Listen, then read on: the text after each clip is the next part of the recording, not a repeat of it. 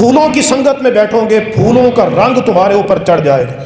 تم کسی عطار کی مجلس میں بیٹھو گے عطر فروش کی تو تمہارے ہاتھوں سے کپڑوں سے لباس سے بدن سے خوشبو آئے گی.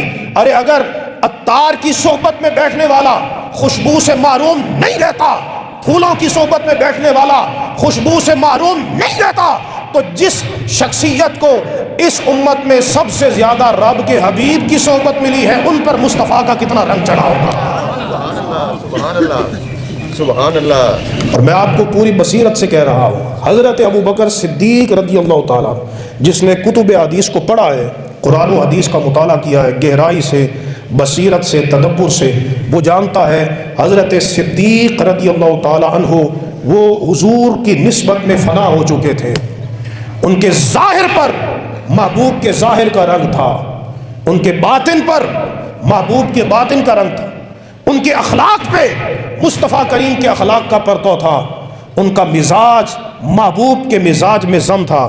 یعنی گویا کہ صدیق اکبر ایک آئینہ تھے, اس آئینہ میں تمہیں مصطفیٰ کے انوار و تجلیات نظر آتے تھے.